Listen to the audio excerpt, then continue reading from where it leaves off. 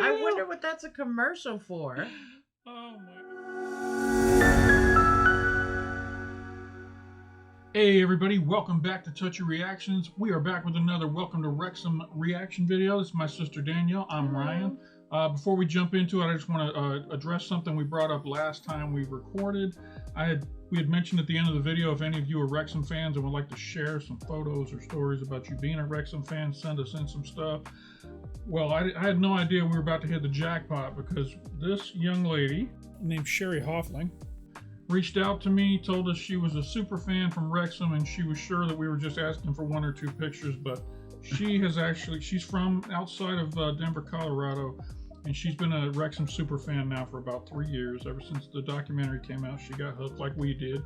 And she's actually been to Wrexham a couple of times. She's been to several games. She's seen them when they come to the States. And she's even been to one of the ladies' games, but she sent us some amazing photos, which, I mean, if you're going to Wrexham on a vacation as a fan of the show, this is like amazing what she had on her list. All right, so she sent in several photos with, I mean, it's the who's who of Welcome to Wrexham in this group here. So this is Annette Gardner. I'm not quite sure who she is. She looks like the one guy's redheaded wife. Possibly, I don't know. Here is Anthony Ford. Here's nice. Arthur Okonkwo and Jacob Mendy. Oh, wow. That is great access. Right? You just wait. You're going to be blown away. This is a group of fans who actually got her a jersey signed by the entire team. Very cool. I mean, look, they're just out partying in the square. Looks like fun, right? Yeah. This is Dale Webb and Luke Saunders. I'm not quite sure who they are, but I'm sure if we've seen them before, I apologize for not remembering your names. Here's Elliot Lee himself. That is so cool. Here is Fletcher Evans and McLean. That is incredible access. Humphrey Kerr. The Baron Humphrey. James Jones and Jordan Davies. This is the lady from the coffee shop, yeah. Julie Burrell. Here's the announcer. Oh my gosh, that's so cool. I mean, this is the guy who does the announcing for the games every week. She has got a lot of gear. Right. Mark Howard, the third string goalie who we just saw last Howie episode. Kicking ass, yep. Michael Scoot Het from the group that sings the Wrexham song. Right. Neil Roberts, not quite sure who Neil is, but maybe we'll meet him later this year. Your boy, Ollie Palmer. He just gets better and better looking, man, even with gray hair. He's tall too, right?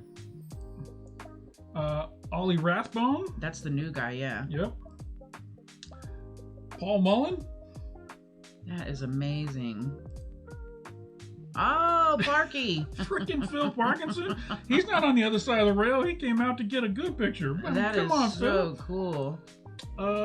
Rob Clark. I think this might be the guy in the newspaper or the video store. Yeah, I think we might have saw him on that video we watched last night. Remember the? I think so. Yeah, I think that's that guy. There's Rob McElhenney. And Sean Harvey, the GM, one of the leaders of the club. I mean, she had the dream. That's amazing. Welcome to Wrexham. This is the training guy, Steve, the other like assistant coach. Yeah. There's Wayne Jones from the Turf. Now that's great. That's incredible. The Wrexham mascot. The dragon. All right, so she had, when she showed me these, my mind was blown. So shout out to Sheri. Very nice, Sheri. She actually sent me something else as well, which I'll tease right here, but we'll show you guys at the end of the video if you're interested. When she came to Wrexham, they actually did a story about her. Wrexham a.f.c. American fans set for first trip to North Wales, and cool. It's in one of the Wrexham local report things. That's and very so cool. I'll read through that at the end of this video if you guys are interested in hearing about that. But shout out to Sheri. Very cool. For sharing all that with us. I swear that is like, if we were going to Wrexham, that would be our bucket list of things we want to do. Obviously, we want to now visit all the coffee shops we've seen featured and go to the church and meet the pastor who does the stuff and all that kind of stuff. But anyway, we've digressed long enough. I'm sorry that this intro. Did anyone was so else send pictures? No, the second jersey guy hasn't got back to me yet. So come on, man, send me a picture of you with your jersey. Unless you don't want to, just message me and say I'm not interested. It's all good. All right, let's go ahead and jump into this episode. This is episode 4. It's called Built to Last, and here we go. Let's go. James does brilliantly to turn away from trouble. He's walked into a different pocket of trouble though, and now Connell drills a shot but puts it over from the edge of the area. He's struggling. Callum Burton, we just saw him pull up as he took that goal kick, and it looks to be a problem with the right thigh. Not kick, I felt the club pop. You've had the pop. Yeah. That's a hell of a blow, isn't it, to lose Burton, who's done so well since the Concourse injury. Yes, guys, repeat, we're going to need a change, need a change. There's not often that the third choice goalkeeper is actually required. It's a strange scenario, it doesn't really happen. Mark Howard, he has not played a league game for a year. Talk about answering the call. I mean, Chomp just keeps stepping up when we need him most. That's his nickname, Chomp. Rob Lainton coming off, Mark Howard has come on to replace him. After the surprise of losing Ben Foster, Mark Howard comes in goal. Said Okonkwo's just picking up that jaw injury, but now it's Mark Howard in goal. At 38 years old, Mark Howard's in his 18th year playing professional football. Long in the tooth for the sport. It's amazing that he always keeps himself so ready to step up and step in. Obviously, as the season developed, I didn't think that I would play any game, so I train a lot and stay ready just in case for every scenario, basically. I'm quite robust. I still dive around as if I was 18 years old. Being an older man, I'm sure that you just takes a little longer to recover after. I'm just hoping this isn't some more foreshadowing. No, he's gonna be fine. I'm sure. We've got all the bad luck out of the way. There's many aspects to the secret to longevity and playing career. I actually got to imagine if you're ever a third string guy on any team, especially like a big team like this, you actually live that scenario in your head all the time. Like, hey, you never know. Ready. You never know. Those two guys might get hurt, and I'll have to be in there. I'll have to be ready, so that you're like probably constantly. Just like a third understudy has to know the lines. Oh yeah, totally. Careers for football players. For Mark, he's experienced professional, so he knows what he needs to do on a daily basis. He's in the gym doing his mobility. He'll come in the morning and do some CV work before other members of the team even get in. He's really embraced the use of technology to help him stay at the top of his game. If you look after yourself well enough, you have a better chance of having a longer career. This is huge. Wrexham beats another of our promotion rivals. Another home clean sheet. Without putting too fine a point on it, Mark Howard's form over the next 5 games could be the thing that defines our season. It's funny, every one of these shots I'm seeing pictures that were just in pictures with Sheri. Don't forget where you came from, don't forget what... I don't know if I've said this before, but doesn't this guy look like Rodney Dangerfield? Oh, yeah, he sure does. Where you came from, don't forget why you're made of. The ones who were there, but no one else would care. Don't be... Okay, so this would probably be a good time to talk about the documentary that someone suggested we watch called Wrexham, Hollywood or Bust. Yeah. And it basically did the whole history of Wrexham. It's just like 30 minutes long, but it goes all the way back to the very beginning. If you want to watch it, it's on YouTube. It's very, very short, but very good. Goes through the whole history all the way up to when they were... Their highs, their lows. Yeah, when they were seeded at 92, they were in last place, and they played the first place in I think it was the FA Cup. Yeah. And they beat them. You guys know what we're talking about. I'm sure Wrexham fans know exactly what we're talking about. But there was some people from Wrexham in the documentary and old players. Was one of them Joey Jones or something like that?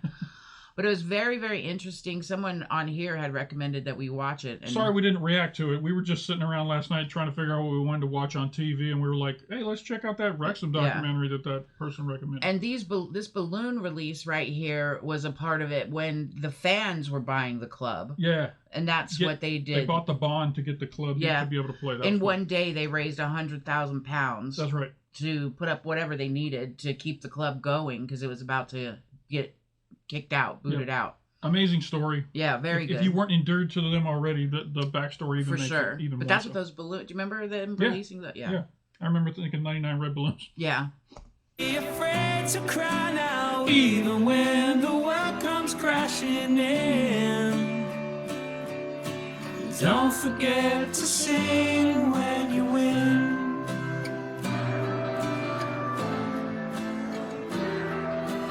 Don't forget to sing when you win.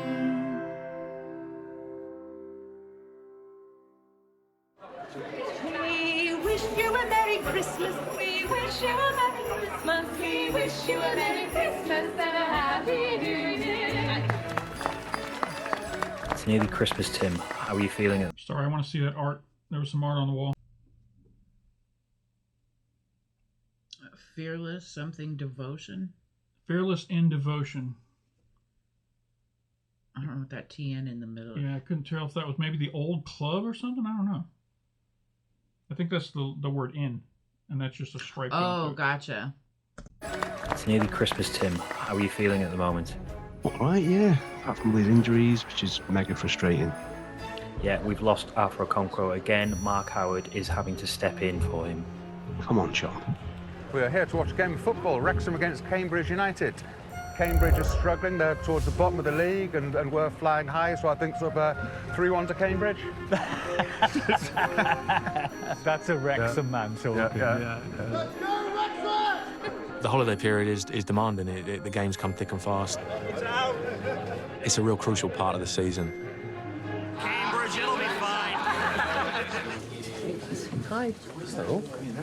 So I was just doing my usual match routine, and Ryan walks in, and that was Channing Tatum just walked in with him. And he's brought another friend of him. What up, boys?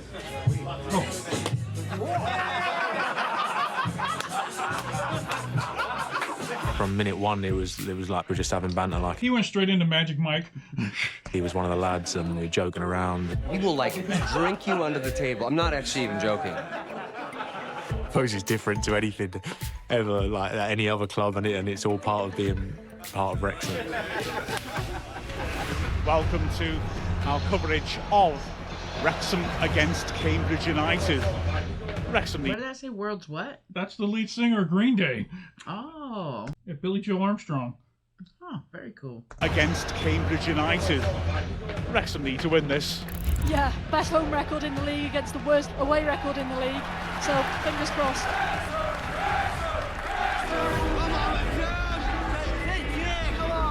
Bennett with the corner. Howard punches it off the line. Chomp, our goalkeeper, he's 38-ish, which is very, up there for anyone on the field. Probably one of the oldest players in the league, yeah. Good strength over the edge of the area by Lavery, tight on the touchline, and a great burst of base, takes and pass fluid, pulls it back brilliantly, and it's 1-0. Cambridge take the lead. Yeah, it silenced the race course, that one. Come on, let's go again! Come on! Barnett's got Lee offering, finds him, and Lee nicely weighted return pass. Barnett whips in the cross, but Beaver's hand takes, and it's 1-0! Great quality from Barnett, terrific header from McLean. Yeah, brilliant response by Wrexham. That McLean's something special, man. He's got so much passion for the game. Great ball in by Barnett, like you say, but the movement by James McLean is superb. Dave McLean! That goal's really got him going. Palmer stretches, gets ahead to it, put back into the box. Miss Come it by on, Howie. McLean, and Nolandulu's just been to it. Sharp goalkeeping by Howard. Fucking brilliant, son. Fucking tremendous. There is activity on the Wrexham bench. This guy Fletcher with the ponytail, like a He's a beast. He's like, I don't know, 36 or so. He'll like throw up a bicycle kick in the air and like. I fucking love it. Yeah. I've played the Premier League for a long time. For Fletcher! Played the Championship for a long time. Spencer! I know what it takes to stay there. You've got to be on it every day. Training, even after training, recovery, everything's got to be right. And Stephen Fletcher has scored! That's probably why I'm still playing at this age, because I look after myself. I get slagged quite a lot for going to bed at 8:30 at night, but... He's there. He's every fucking where. Bro, I can't. You beat me too. That's exactly where I was going. It's just the way I do it. It's the way I've always done it. The longevity for Fletch, he's got a real good relationship with the physios downstairs, which is really important because with an older player, they need to tell us what they're feeling, and he's got that experience. He knows his own body. We can have that clear communication as a medical team with the manager, making sure that he's fit and available for Saturdays. Already the threat there from Fletcher up top. We can sense that it's just lifted everybody in the stadium a little bit, hasn't it? Rathbone with a long busting run, and he's won it! And then he's got two men marked by two in the middle, pulls it back! Nice! Boy, that was teamwork. Sometimes it looks like a dance. Like choreographed. Yeah, it looks so smooth and effortless. And it is. They practice these different scenarios in practice so that when they get into the game and they know, it feels natural. I've got the ball, I look up, it's 3-on-2. I'm going to go here, he's going to go there, and it's going to separate the defenders.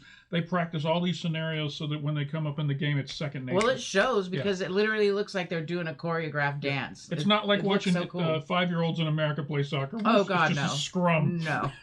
Following the ball around the field. No, it definitely looks like they are dancing together without speaking, you know what I mean? Totally.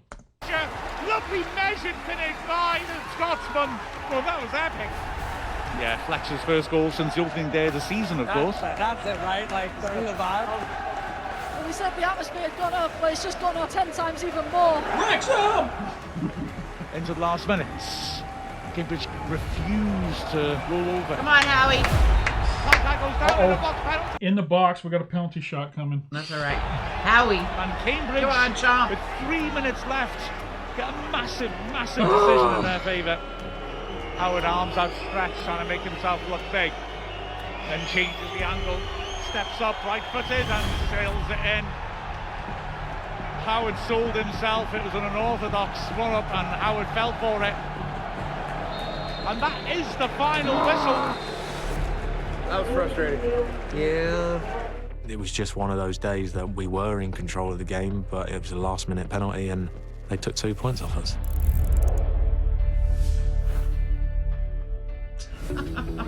Ryan was scheduled. So there was some clarification off our last video that there was apparently a glitch in the graphic. That when we had the one team lower that had more points, it should have been the other way around, the points. Oh, okay. To leave straight after the Cambridge match, but we heard that Channing was shooting a commercial with us on Monday, so we knew he was staying around the town. And obviously, it being my 30th birthday party that night, we took the opportunity to invite Channing to the bash. What followed was a great night that will live long in the memory, yeah. Oh my God. No pictures of that. No. Were all these guys here? Most everybody. Anything you can tell us about that evening? No. Channing Tatum is actually magic, though. So check this out. Way back in 2006, almost 20 years ago, he danced in a movie. He's twice 6 years old, and people were like, this kid can dance. So he made a bunch more movies, including a couple about certain Magic Mike. Maybe you've heard of them? 3, 2, 1, action. All right, boys. Oh my God. He's almost 45. I mean, that's all him. No wires, no CGI, just entirely made of magic. He's boneless. He had no bones. Talk about built to last. You can't dance like that in your 40s. I'm ready for this. It was fun. You guys got it? Shout out for the I wonder what that's a commercial for. Oh my, I'm crying. I'm crying. The looks on all their faces. And shout out to Channing Tatum for being as a good sport, athletic as he is at his age, and a great sport. I mean, at some point you got to figure he's like, oh God, not the Magic Mike thing again, you know? But I don't know. He probably looks at his bank account and is like Magic Mike all day long, yeah, folks. He's owning it. I like that. Oh my gosh, he's got me crying. Encore. What? Yes. No, we gotta to keep it classy. Get your clothes back on.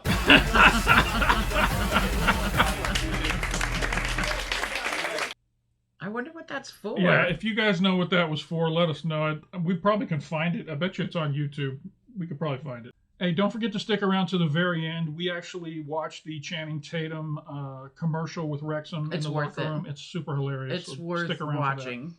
Yeah, but you're laugh on. Come on, Tom, open up then. Open up, listen to what Luke's saying, 80-90. Yellow's on! Play, Callum, let's go! A football academy is there for identified players who've been recruited with a view of having real good potential to become professional footballers. Come on, lads, can you jog, please? If you say jog, I mean jog, I don't mean walk. So the academy is critical for the long-term success of the club because an academy is going to be the pipeline for our future. Long-term, it's going to help make us sustainable as a football club. 5 years from now, 10 years from now, 15 years from now, you're going to see national team players that have come through our academy program. Good, Tom Kelly. Obviously, being in the youth team, you want to be aiming for the first team where all the headlines are. That's where you want to be. So hopefully we can get there. Good, turn and dribble. Turn and dribble. Good. You've only got to look at Jordan Davis and Max Cloworth, the two players in the last few years that have come through our academy. That affection, that warmth is very clear, particularly for Jordan, who was born right up the road from the stadium. It's Davis! Davis! Max is someone that has been with us since he was 12 or something like that. Under the bar, Cleworth is there! It's there! Wrexham score! You look at the two of them, and what signing those players would have cost the club. They are worth their weight in gold. Sweeps it into Leopold's there! Max Cleworth again! Yeah, a lot of times, from what I think I read in the comments, they were saying that these players that are being come up to the farm clubs, because they've been brought in and trained by Wrexham, they have somewhat of a loyalty to them for believing in them and giving them all that training. So when it comes time for them to sign, they're more likely to sign with Wrexham. Wrexham probably has a contract in place with them once they're in the farm club system. They have to play a year or two, something yeah, like that. like if you're going to be, if you go to start playing professionally, you have to give us like 2 years or something like that, maybe a year, whatever it might be. So have they always had this academy? No. This is just the first time they're showcasing it? I think this is when the new guy came in and was from the Premier League, the guy we just saw, he said, you got to have this in place if you're going to be a legitimate stay alive team. So this is new to this season. This is the first time they've had an academy. Yes, but I believe they've had like a league that's like 12 and under league or something like that. This is just kind of a legitimized training system now. It's taken it from a less organized league system that feeds the club to a now. I think that's what it is. If I'm wrong, you guys let me know. I'm always wrong about something. Well, I know today, this episode alone is showing how Wrexham are sort of equaling up to the other big clubs. Evolving. They had the virtual thing, and it seems like they're, well, I don't even know how you... Evolving. Yes. Yeah. To a more modern team with everything that they need. Which is good that they brought in people from higher up that know what it takes to be there. Yeah. So that they weren't just going in blind. So they're going to be ready if they make it to the next level. Right, here we go. It's exciting. Nice jersey. Yeah. You just can't stop him scoring! Nice and tidy there, Alex. When Rob and Ryan took over the club in 2021, we didn't have a real strong academy. We couldn't afford it. Run quicker than that, Joe Reese, we're never going to score! So an academy is effectively an elite training school for boys between 9 and 16. That little turn, good hook turn, well done. Good start. And all that we're training them with a view to them becoming scholars to start with at 16 and then ultimately professionals thereafter. A scholar is like an old-fashioned apprentice. As soon as you're able to leave school at 16 and full-time education, then effectively your education is then a combination of academic and football. Yes, Very good cool. lad! So the big change this summer was going from Category 4 to Category 3. The primary criteria are facilities, and that's a massive financial commitment. Good height, Els. Across, yes! What a save, Wow. So yeah, I think it's changed quite a lot. Category 4, we didn't really have that supporter staff. We only had one person, I think, was our coach and physio, and our S&C coach all in one. In category 3, all the coaches come in, so we had a different coach for each section. Good, Ollie! Lovely pass, Ollie! So this will be the main pitch for the under-18 games, and full size, full length with under-15s. And all right, I get it. I work in construction, and when you go on a construction site, they make you put all the gear on. But there's no need for you guys to have hard hats on right now during this shooting of Maybe this. they have to, but they probably have their own version of OSHA. Still, I mean, what you do as like I say, I work on construction sites every day. When you're doing something like this, you can downpost the area so that no one has to have all the gear on. But probably all the film crew and everything have that on right now. Probably, I don't know. 16s, 11v11 on this pitch. Okay. Category 3, that's a large investment. We needed to invest £2 million just into the infrastructure of pitches and dressing rooms and offices. We're hiring close to 40 new people just for the academy side of things. You want to write your initials into the... I'll let you do that, Michael. We're in our infancy, but I'm confident we can develop an infrastructure that'll help us in terms of longevity and develop players for many years to come. It's a major, major milestone for this club and obviously the future and the sustainability of pathway to pro. So setting up all these facilities isn't cheap, but effectively it's an investment that enables you to even develop players for your own first team. Sorry? Thank God for the Allen family. Right. And their deep pockets. That's right. Or to ultimately sell players to other clubs. So hopefully the cost of running the academy is actually met. I didn't even think about that. If you get a good enough player, you can sell them to another club and help fund the system. That's incredible. Didn't even think of it. By players playing for our first team that we've not had to pay for, or transfer fees received for players that you actually sell on in the future. It should become a self-funding model over an extended period of time. You're investing in players, investing in an academy long term. It says we're building this thing to last. Good quality, Ollie. Good. Well, then, see you later, shut up to it, babe. Becoming a professional at Wrexham, that's my dream. Being here since I was a young lad. I feel like Wrexham, the way they're heading, the heights they can reach, it's a great club to be at the minute. So hopefully in a few years, I'm along the way with them. Does it make you remember, Tom? Yeah. I used to train on here every day with my dad and my little brother. So it's quite a nice feeling to see people doing what I used to do when I was young, in the rain, in the sun. Snow. Everything. All weathers. Yeah. He's so determined. 7 or 8, and he'd be on that field and like he'd have his cones out and he'd be doing his running and he'd come in and he'd go, I'm going for a jog. And I'd be like, Tom, you're 8 years of age, you don't need to go for a jog. Yeah. But he was just on it. It's unbelievable.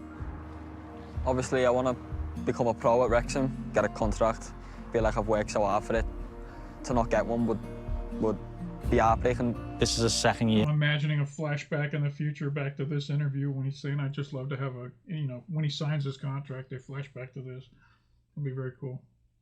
Scholar, at the end of this, hopefully a pro contract. Fingers crossed. Yeah. Obviously, first time for a good few years that the youth team have been at the racecourse, so we tend to watch the men's and the women's, so we thought we'd check out the youth team as well. We want to come and see the future Messi, future Neymar. This is where it's at. It's exciting to play in the Youth Cup because when you play for Wrexham, you have to play in the racecourse, which is such a good achievement for you and your teammates. Yeah, just the excitement about it.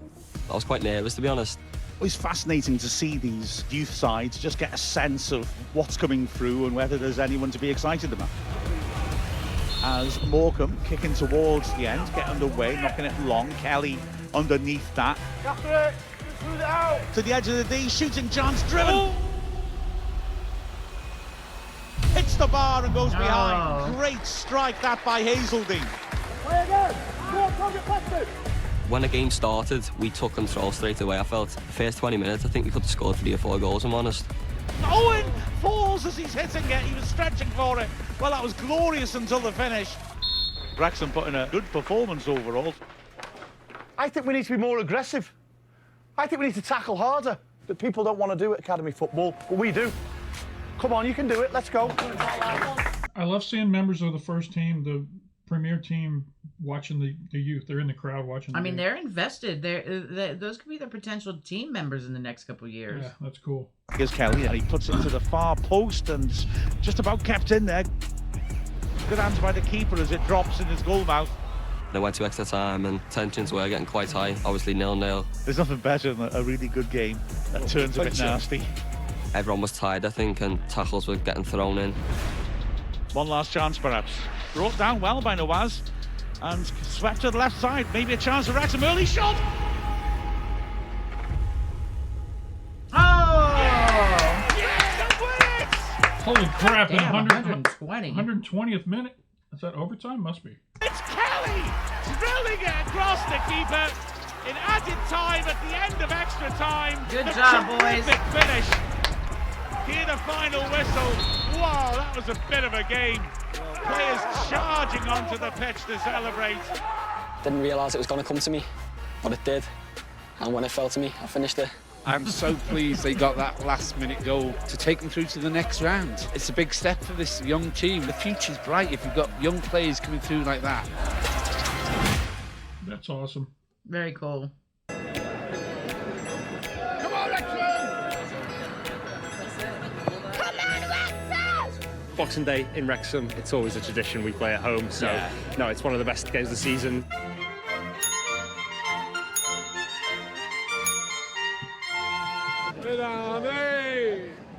The Christmas period with 4 games can really make a big difference at the end of the season. And of course, we've just hit a little bit of a flat spot with a couple of draws. Going into the Blackpool game on Boxing Day, this is a key game for us to win. The last home game, let's be fucking honest, Cambridge came here and played hungrier than us. Today, we get back to being a fucking horrible team to play against. So they come off the pitch and go, fucking hell, they were so fucking hard to play against. If they do all that and they take a point off us or whatever, I'll fucking shake their hand. But let's put them to the fucking... Come on, mate. Come on, you Reds! The race course is swathed in fog. Goodness me. Mark Howard continues in goal, although it wouldn't want to be a goalie today. And away we go as after immediately feeds it back to the keeper Tyra, who goes long. But I tell you what, it's a foggy one. It's a proper pea super. And Wrexham having to defend on the right-hand side. Blackpool getting round the back of the defence. Ball comes in, and Blackpool score. Ball into the near post. That's a bad start for Wrexham in the glue. Worst possible start. 2 minutes gone, and we're 1-0 down. That's a nasty free kick. Well, it's a really good save, Mark Howard. A little flick, I think, at the near post or just over the head. Down low to his left. Come on, Howie. Always been considered Wrexham's unlucky team. Palmer feeds it to Mullin, and Mullin turns and hooks. Opening shot! Oh, wow! Out of nothing! Welcome back! Absolute screamer! That's right. Welcome back. He does it this way, don't he? Hey. Yeah. Yeah, for his Alfie, boy. isn't that his name? Albie. I saw him coming in as a sub in that last game. I'm curious. I mean, obviously he was the best player on the team back when he came on board, but I'm wondering if now he's no longer the top guy, and he's still a great player who they depend on, but do they bring him in as a sub so that he's well rested in the second half and he can turn it on and like... Does the team have a captain, like, you know... Yes. Okay. Yeah. Gotta be, right? I would think so. Who's the team captain? And Wrexham equalise in the grand fashion. Never mind, I just answered it.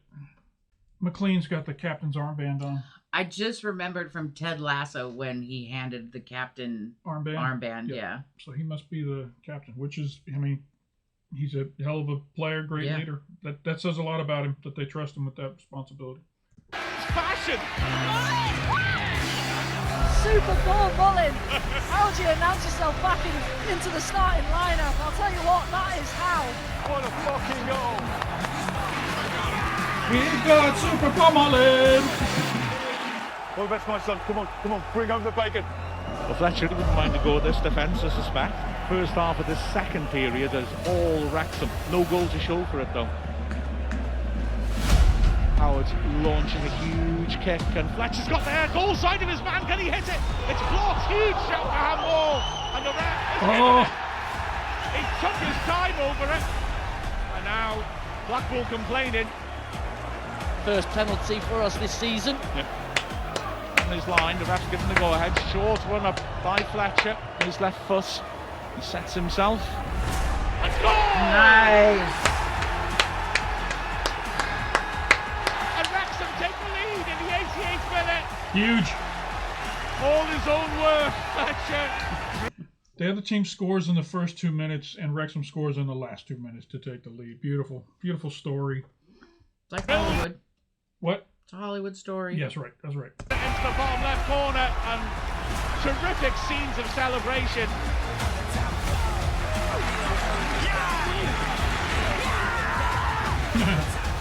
You always look with a little wry smile on your face, because for all the new signings we've made, some of the old faithful often come up trumps when you need them to. You got Paul Mullen, Mark Howard, and then Stephen Fletcher stepping up. And the ref blows the final whistle. Again, showing the resilience of some of the oldest players on the team. That was a Boxing Day epic. And Wrexham get a rare victory, only our 4th ever, against Blackpool. I love it!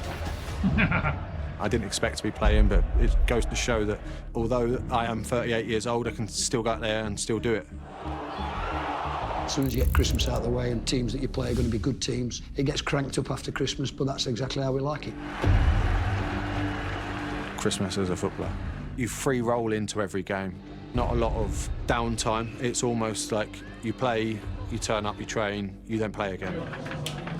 You come off the back of a good result against Blackpool and you're straight into another game against Wigan. That's why we need to keep ourselves fit, so we'll be able to sustain through this tough period. We're into the 70th minute. Fletcher comes on, the man who scored the winner against Blackpool. Can they make a difference? The Wigan game, going into injury time, game's all square again, and we're pushing for a winning goal. Come on, let's have one. Kill them all. We need a second. Howard drills it long. Come on. McLean, left-hand side, hits the shot, overheads it horribly. Well, you just hope it's not the last chance. Wigan sharp, pressing hard. Can Wrexham grab the winner? Oh, and Lee picks it up and finds McLean. He drills it in towards Fletcher. Chest it down nicely. It's in! Wow. Fletcher's clutch. Fletcher's clutch. Stephen Fletcher! Straight on an arrow! And what a celebration! He's putting the length of the bench along the back line stand. The man will never buy a pint for the rest of his life in Wrexham. He's an absolute ageless wonder. He was the hero on Boxing Day. He's done it again today. That's 3 and 3 in home games, isn't it? Cambridge, then Blackpool, and now Wigan. Scottish Jesus. Wow. I'd let Stephen Fletcher kick me in the bollocks. What an impact Fletcher's had. What more can you say about Stephen Fletcher? An absolute colossus. He's coming back from injury. And the referee blows for full time. It take a minute. My celebration was too much. I'd like to have a bit more comfortable games, but right. Wouldn't be Wrexham without a bit of fun with it. And after that terrific win against Nice. Wigan, we're back in second. That's Tom Brady's team, As a right? reminder, Birmingham, yeah. Stephen Fletcher is 37 years old. Chump is 38 years old, and James McLean is 36 years old. What they're putting their bodies through in their late 30s is just, it's insane. What were you doing in your late 30s, Rob? Something equally reckless. I'm fat. How about you, Ryan? Deadpool. Maximum effort. But I have a stunt person, and the suit is remarkably protective, so I'm gonna go out on a limb and say that these guys are the real heroes. Yeah, the nice thing about being Deadpool is anyone can come in and fill the suit out. You could tell everyone I do all my own stunts. They never know. Oh, here we go.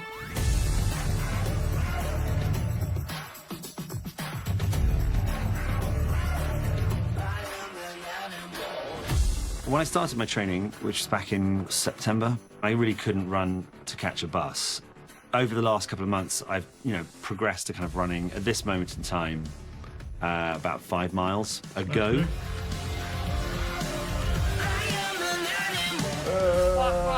I hate this. Okay, fine. About to do a bunch of running in England during the winter Oh, over Christmas. we got to meet Humphrey's wife. Is she American? Megan Gantz. Yes, England and Wales. My parents' house and in Wrexham. Yeah. We'll pound the mean streets.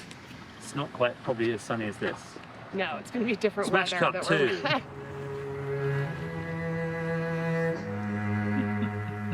2. The weather. I'm starting to hate it more than I thought I would when I started. So that's good. That's progress.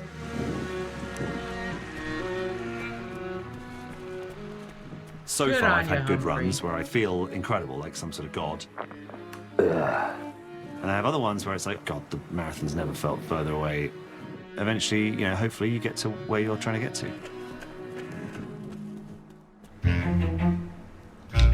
He's got to be feeling better, though. You can't go through that much and not start to feel more energetic. Well, he started at 32 weeks, so he's 12 weeks in. 3 months he's been training. He's got 20 more weeks. 5 miles is a long way to run. A long way. So by the time he gets close to that marathon, I'm sure this is all going to be much easier for him. I can't wait to see how much weight he's lost and all that kind of stuff. How are we doing, Humphrey? Mixed bag. Just starting to have this kind of challenge where the lower kind of left-hand side of my back is very painful. Shall we have a little look at you? Sure. You just bend down, touch your toes. Any pain, any discomfort from that? And the sensation, come on now. Yeah, it does a bit. Ooh. With your symptoms being on the left, there's a high possibility, based on your assessment, that your disc protrusion or disc bulge is on the left. We can definitely give you some exercises. If you've done that for 10 days, 2 weeks, I think you'll be back in a position where you'd be safe to start running again and gradually build it up. Once he finishes the marathon, I don't think you want to run for a long time, but I wouldn't be surprised if when he finishes it, he wants to do it again, and then maybe we can build him to last a little bit longer. I'll do it. It's just a question of how horrendous it's going to be on the day. Running this marathon's been illuminating because it's made me realise that I completely abused my body for 41 years. I'd like to think it's extended my life in some degree, but then should I have just not done it and died a bit earlier? I swear, January, February, March, April, I'm going to be a lean, mean running machine. I was in the military for 4 years, and we would have to run every day, and a minimum of 2 miles. But on actual run days, we do like 6 miles, calling cadence the whole time. So you're singing at the top of your lungs, fast pace. And when I got out of the military, I haven't run since. It's like they just make it. I mean, I understand how some people can develop a passion for it, but I was like, yeah, I'm done running. I'm never running again. Did you have to run in formation? Yeah. Damn. Did you run with all your gear and stuff on too? Sometimes, but most of the time just in workout gear and stuff like that. We'd run through the woods. We'd run all over the base and that kind of stuff. But you got to the point where you could sing the whole time and it would just develop your stamina and you'd feel great. Once you get into the runner's high and your body kind of kicks in all the right chemicals, you just could just run forever, it feels like. But then when you stop, you're just like, geez. And then you got to go to work for 10 hours. And you do the PT in the morning, then you go to work. We want to kick off? I think we can kick off. Let's get it going. The purpose of the call is talk a little bit about the state of the women's program here. I think it might be helpful to start off first. Gemma, if you can kind of recap where we are at this stage. I'll start with probably what has been one of the most difficult starts to the season that I think we've had. Yeah, it was a difficult start to the season. It's in! Oh, my word! We've played well and lost. And Wrexham will be so disappointed. Cook, tight angle. Creedon comes out and Cook finishes. However, We entered the Welsh Cup. That is a really good job done by Wrexham. Dominated from start to finish. 11. We then had 2 very, very good results. What a good professional performance by Wrexham. Well deserved, double figures. That allowed us to turn the season around. It felt like they put some of those numbers like they were getting beat up in America on them against them teams. Yeah, that's got to build confidence. I mean, 10 and 11 goals. That's a lot. It's just a complete mismatch when it comes to quality of players. That's what I was thinking. Which is not saying, obviously, certain teams have resources and others don't, and that's got to be what it is. Like, we were just getting kicked while we were down, and we've lifted each other up over the last 2 games, and that's what playing for Wrexham's all about, being resilient and picking ourselves up when things aren't going our way, and to do that against the other team in North Wales is something special. So, all of these are reminding our players why they're here, what they're here to do, how good they are. What do you think, Gemma, you're going to need in the short term and the long term to build the best women's team in the world? I think the 2 biggest things for us at the moment would be the facility and the academy. We currently run a development centre. Open up, 70 to 80. Good. What we would like to do is move that into a more professionalised environment. At the moment, we don't have what we would call a home. We have been looking and are getting very close to purchasing the Rock. That's something that's going to be, I hope, very beneficial to the club. We've seen them play here. This is that quarry. Mm-hmm. This must be like a local stadium that all the clubs can use, kind of thing. But Wrexham's actually looking at taking it over, huh? It is the next step we need to take to be able to progress. Being able to have a base would allow us to create an academy where players solely play for Wrexham Football Club. The ultimate goal here, whether we're talking about the monetary investment, the emotional investment, which I think both are. He's wearing those Ray-Ban meta glasses I showed you last week, the ones that have the glasses in them. I can see, first off, I can see the Ray-Ban logo on the side, but this is a camera on the front. Okay. Of equal import is that we want to create that same sustainability model that we have for the men's team as for the women's team as well. So we're going to need to buckle down and find ways to make sure that this is something that is evergreen and something that we can grow, and certainly finding a home is going to be first and foremost on the list, I imagine. It's so exciting. I know this is a huge part of the endeavor from the very beginning. That gives us the opportunity to make it sustainable and make it a club that can compete on the world stage. This is fantastic. Thank you. Thank you both. Thanks, guys. Thank you. See you soon. Play. 1. My name is Gareth Owen. My wife, Gemma Owen, she's a women's operational manager. That's it. Try and play it across them if you can, girls. Here you go. Gemma employed me to run the 19s team. We both love the club passionately. Press, yellows. Go on, press. Back in the day, I was a Wrexham midfielder who played a nigh on 500 times for the club. Tries one, and he's got it! What a cracker! He was a hero of mine growing up. 11, 12, when I walked into the stadium to see Gareth Owen bursting from the box and putting one in the top corner. They're memories that I will take to a grave. And a chance and a goal for Gareth Owen. 92, 93, I think it was. Yeah, that year for me was the best year of my career. He was in the documentary that He we might watched have been. He yesterday. might have been one of the ones in that. That year, we went on to League Two. The Wrexham supporters delighted their team are promoted. It's certainly an honour for me to represent the club that I love. A serious case of unbelievement.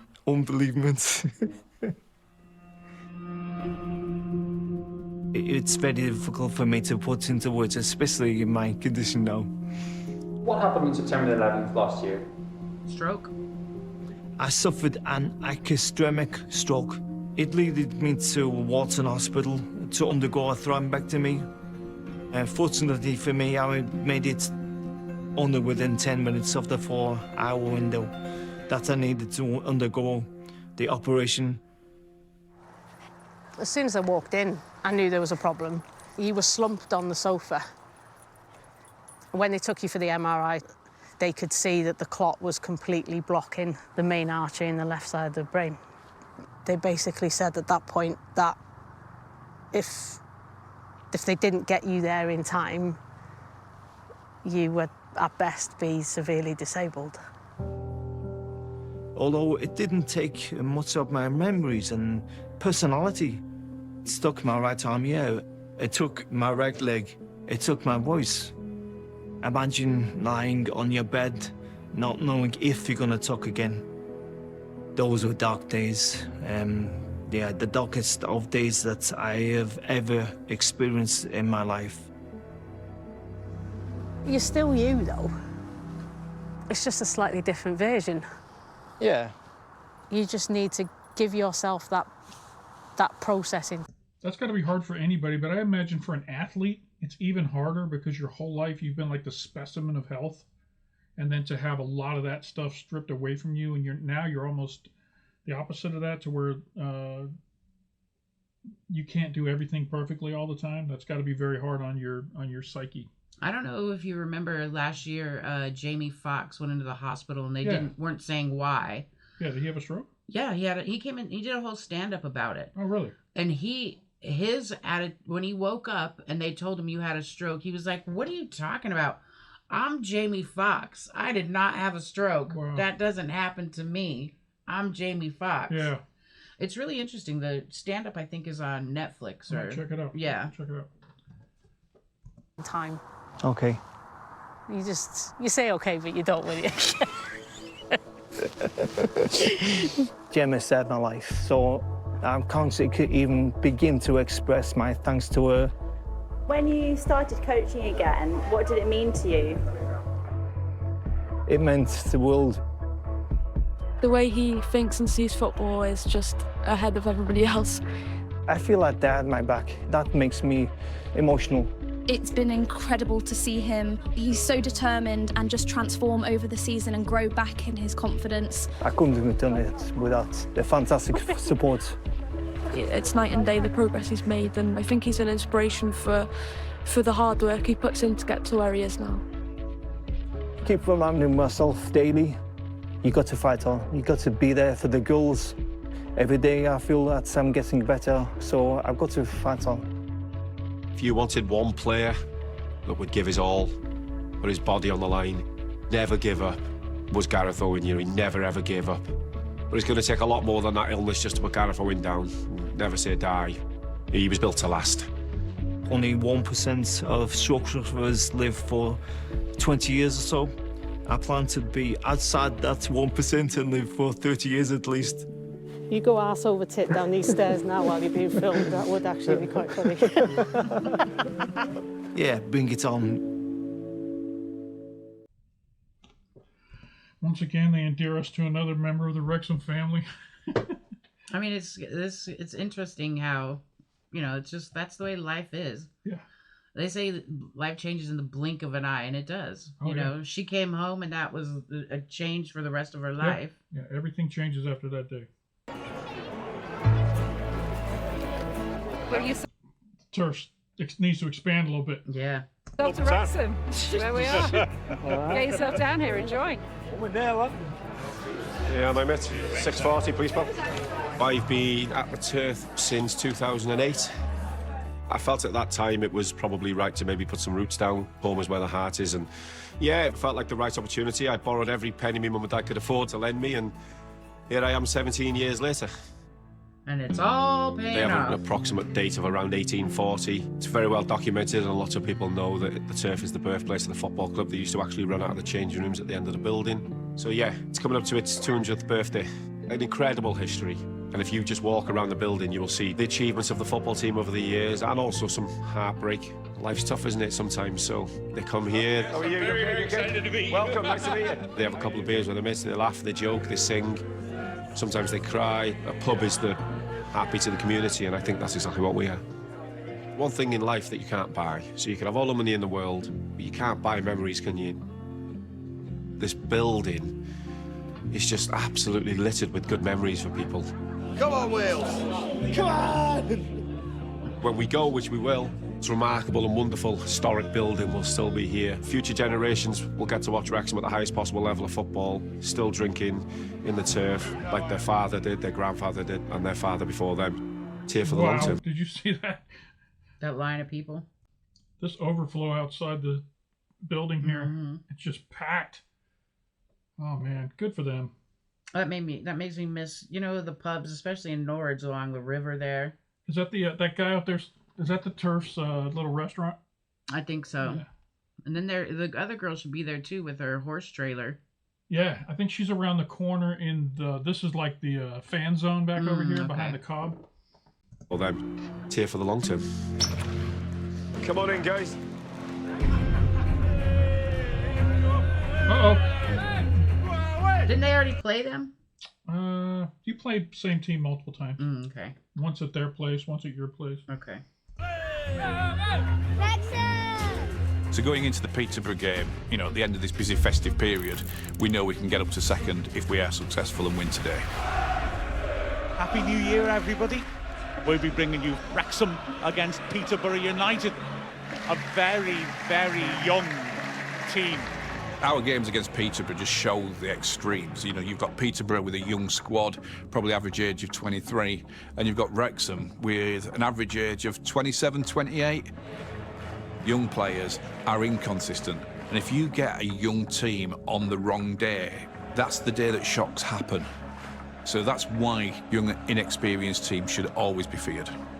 We just knew we had to get the 3 points, especially with all the games coming up, and we had to get the job done against Peterborough, and they're a good side. Phil Parkinson gets a special round of applause because it's his 1000th match, of course, as a manager. A remarkable feat when a manager achieves that length of longevity. Peterborough game was a personal milestone for myself, getting to 1,000 games, and yeah, it's been some journey and something I'm very proud of. Arthur of Conquo back in goal. Hey! Wrexham get things going in. There's nobody on that pitch for Peterborough who is older than 24. They are vibrant, they are energetic. That game, they counteracted us a little bit. We like to play it from the back and pass the ball, and they were on us from minute one. You could see that. The game plan to try and stop us. But the corner's given. Sweeping it under the bar. It's somehow not gone in. What? And that's the last action of a somewhat drab half. Wrexham haven't really given the fans anything to get on about at the moment. There's just a little lack of intensity, any tempo.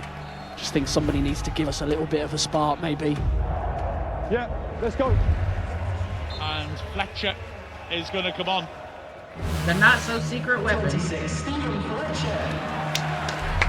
The substitute supreme who became the first Wrexham player to score 3 goals. You would think they'd have like theme songs that they play when certain players come in. That'd be kind of cool. In consecutive home matches as a substitute, aiming, I'm sure, to get a run and see whether he can make that 4 out of 4 home games. Come on, Fletch. Nice ball inside to Revan, but his pass is blocked. And Duke Cannon gets there, back heels it. Revan rips a long range, just wide. Well, certainly Wrexham's best effort of the game, that. Yeah, the Wrexham fans are starting to get a little fractious. Into the last minutes. Rathbone on the left, taking on his man. Cuts around the outside. Left-footed crosses in good shape. Fletcher heads it. Wow.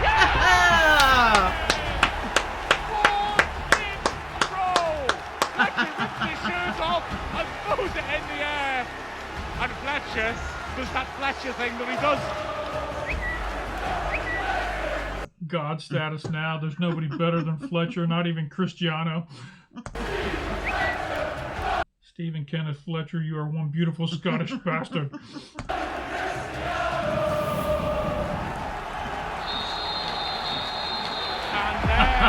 The final win. Damn, Wow. He's been personally responsible for 9 points, the different swings in the last minute of games. It's that 4 in a row, right? 4 games, 3 or 4 games in a row. At least 3. It might be 4. I think this is his 4th one. That's wild. And Stephen Fletcher works his magic again. Although we won against Peterborough, all Wickham needed was a draw to stay ahead. And so we remained in 3rd. Clean sheet, fucking big moments, Flex. If it's tied, it goes to goal differential, whoever scores the most goals. Gotcha. And it's a fucking hard shift, playing 4 games in 12 days, whatever it is. To come out with 9 points is fucking massive. And in the modern day game, to achieve 1,000 fucking games is a remarkable fucking effort.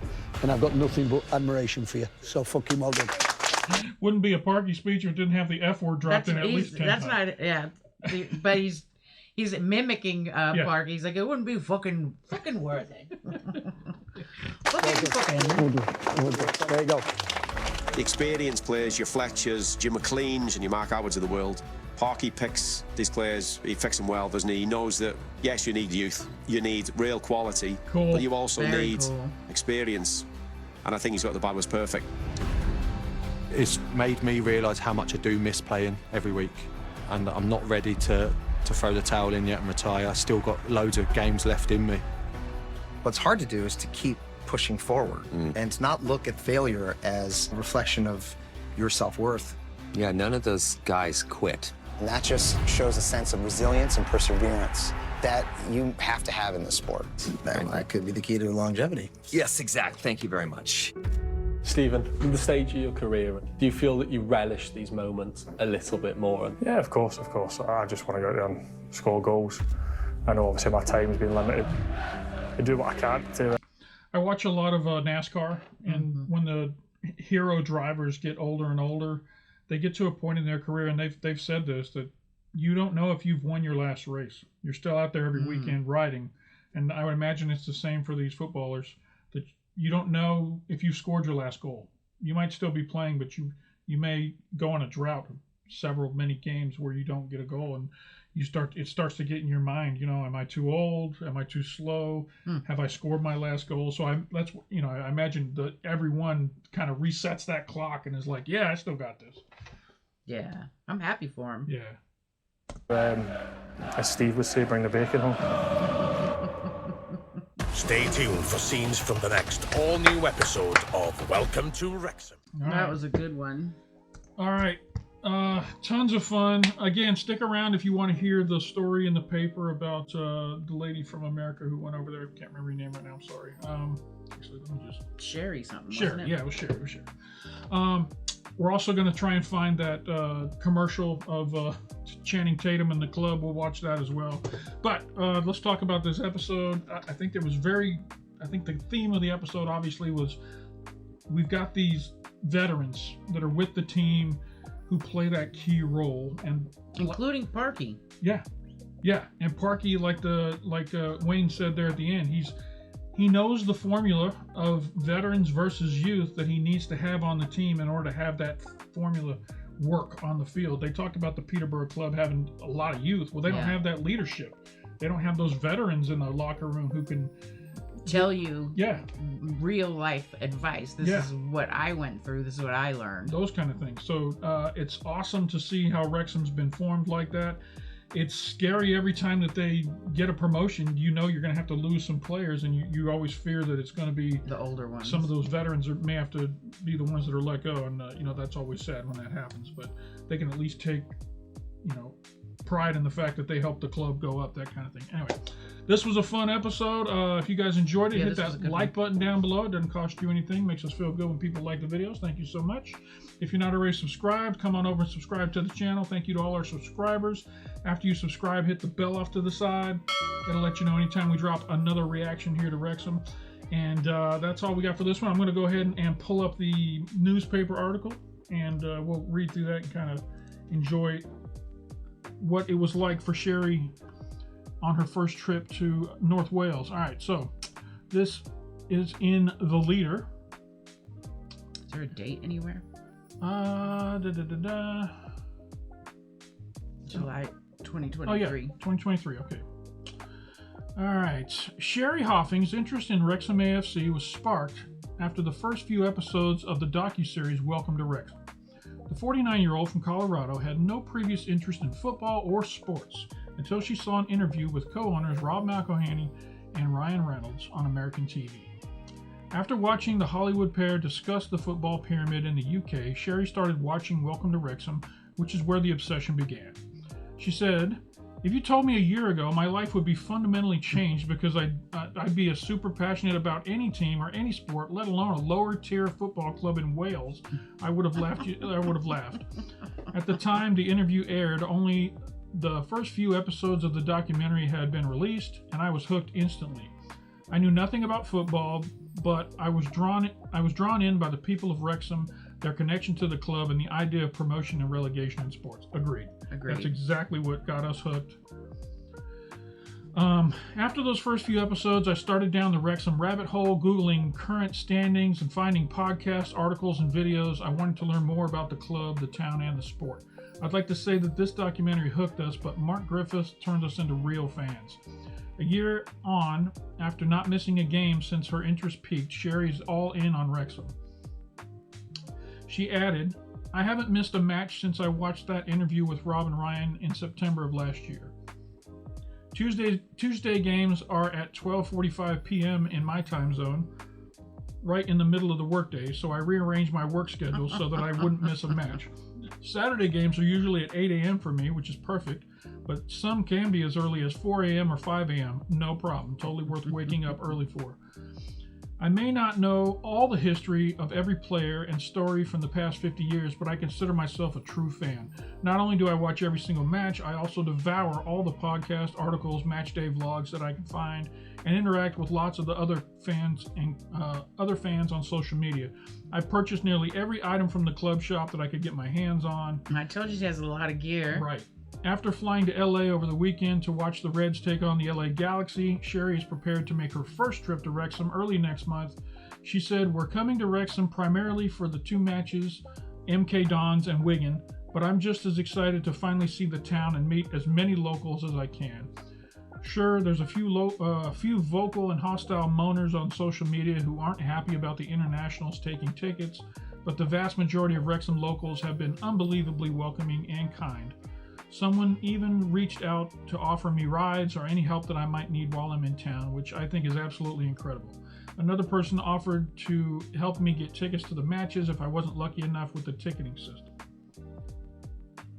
The people of Wrexham are truly amazing. No wonder the world is falling in love with them and their town. I'd love to meet the celebrities of Wrexham too, Mark Griffiths, Phil Parkinson, and all the players. I'd love also to meet Wayne Jones, Sean Winter, Michael Hett, and the fellow Happy Clapper, Annette Gardner. I think she got to meet all those people, right?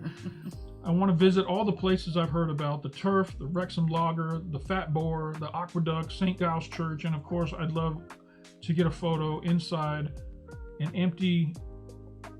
I don't know what that is. K. Ross. I'm not sure what K. Ross is. Anyway, that's the story. Very cool. And shout out again to Sheri for sharing that with us. It made Thank you, Sheri. My smile was so big reading your email. So you really made my day when that came in. And I think it's awesome that you've lived the dream that we have to follow in your footsteps and go there. I think you might have gotten there in the right time frame, right, where you could get all that access, because the bigger and the more popular they get, it's going to be harder and harder to get all that access. So congratulations on that, and thank you again for sharing it with us. Yeah, thank you. Let's see if we can find that commercial for Channing Tatum. Okay.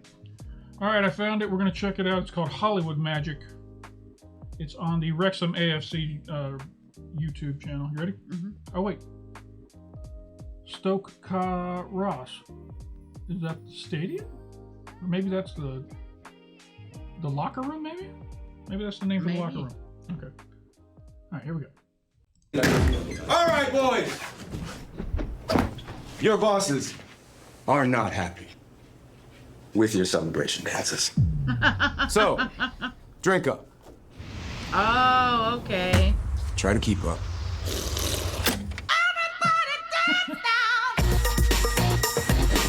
All right, real quick, we learned on the last video with the Disney music that some music gets copywritten. This might get copywritten, and what ends up happening is I have to remove the music from the video. So someone and if he does this, somebody recommended that I just sing what's on what we're hearing so that you know what we're hearing. So I'm going to just do that over top of this, and that way if we have to remove the music, you know what's happening. Here we go. Back it up.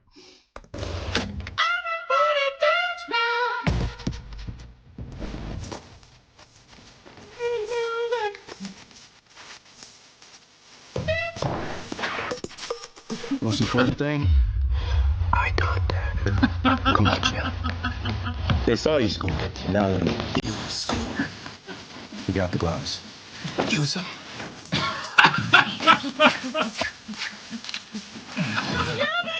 All right.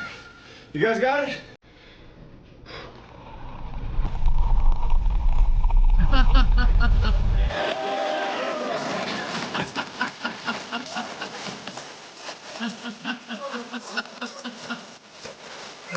I'm crying over here. Boy, they really got into it, didn't they? They had a blast filming this. Look at Mullen. What's up, Doc? They're ready. All right, boys.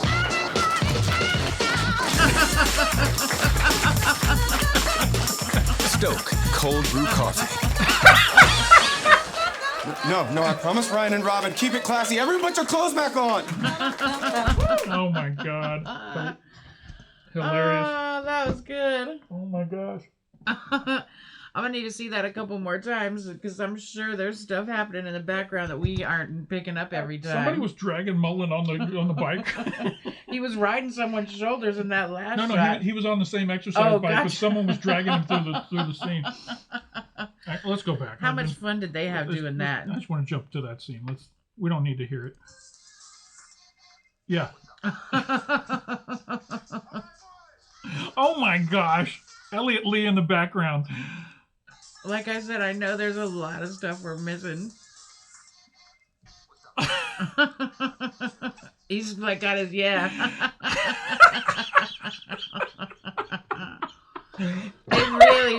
really did not hold back. I'm proud of them for that. That's the kind of shit you got to go all in. Not only is he doing it, look at the smile on his face. Oh